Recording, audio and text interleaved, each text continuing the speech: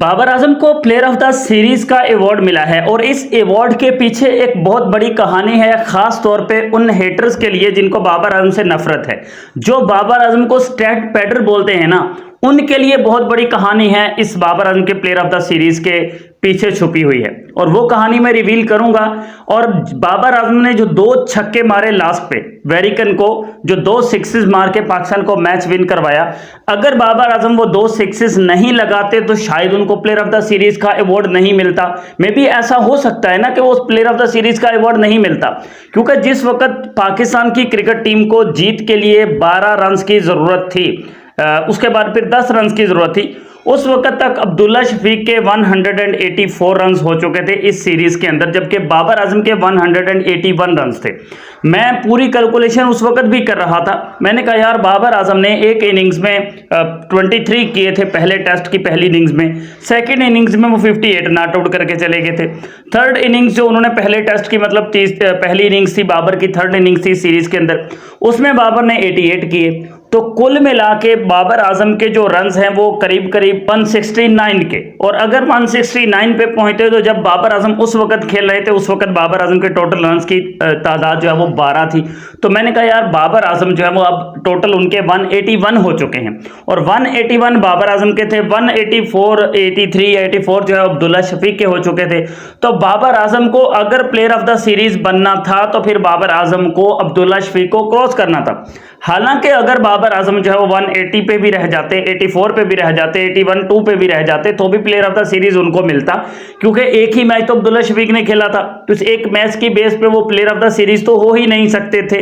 लेकिन बाबर आजम के हेटर्स जो बाबर आजम को स्टैट पैडर बोलते हैं, उनको मैं बता दूं कि बाबर आजम ने ये 2 छक्के आखिर में लगा के खुद को प्लेयर ऑफ द सीरीज के अवार्ड के लिए मजबूत उम्मीदवार बनाया, और इस सीरीज के टॉप स्कोरर बनने के लिए बाबर आजम को जरूरी थे ये छक्के मारने।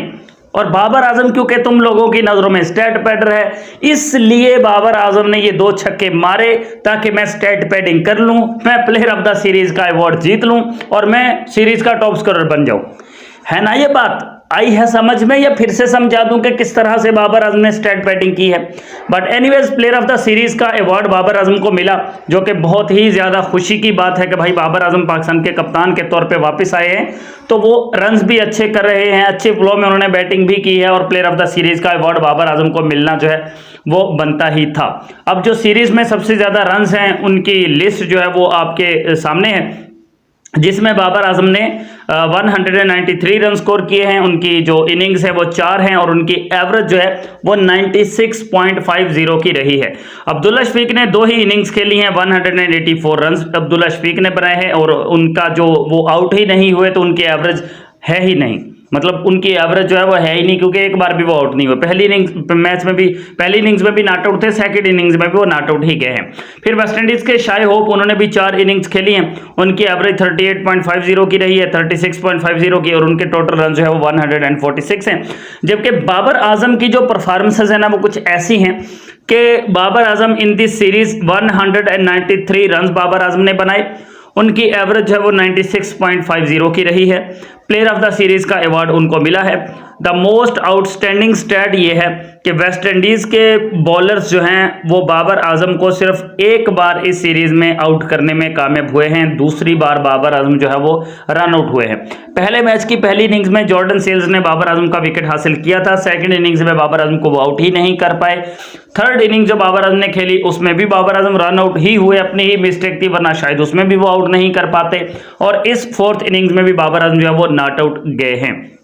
ये है बाबर आजम की परफॉर्मेंस, और जब बाबर आजम सेट हो जाते हैं तो उसके बाद बाबर आजम जो है वो टफेस्ट बैट्समैन बन जाते हैं किसी भी बॉलर के लिए, किसी भी अपोनेंट टीम के लिए, कि वो बाबर आजम को जो है वो आउट कर पाएं। तो अब आई थिंक कि उन लोगों को समझ आ चुकी होगी कि बाबर आजम ने वो 2 छक्के जो है वो स्टैट पैडिंग करने के लिए नहीं, बल्कि बाबर आजम क्योंकि सेट हो चुके थे, और इससे पहले अब्दुल्ला शफीक ने एक पूरा ओवर मेडन खेला था फास्ट बॉलर का, फिर उसके बाद इसी जोमिल वेरिकन का ओवर बाबर आजम ने मेडन खेल दिया, फिर उसके बाद नेक्स्ट ओवर आया तो उसके अंदर भी 1-2 रन ही बने थे, तो फिर वहां पे बाबर आजम को जो है वो ये स्टेप लेना ही था, क्योंकि इससे पहली गेंद के ऊपर अपील भी हुई थी LBW की, और उस पर उन्होंने रिव्यू भी लिया था। लेकिन जैसे ही वो, क्योंकि बाबर आजम नॉट आउट थे, अंपायर्स कॉल थी। और जैसे ही वो मतलब रिव्यू वाली कहानी जो है वो खत्म हुई, बाबर ने कहा कि भाई तुम लोग ये समझते हो कि शायद हम और ज़्यादा यहाँ पे प्रेशर डाल के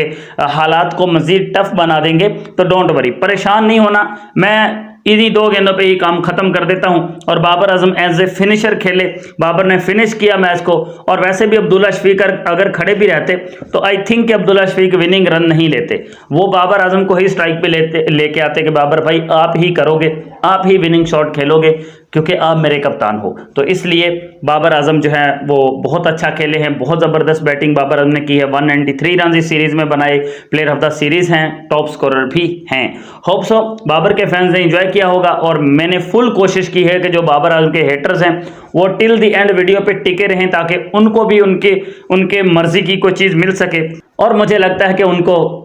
आराम ही मिला होगा।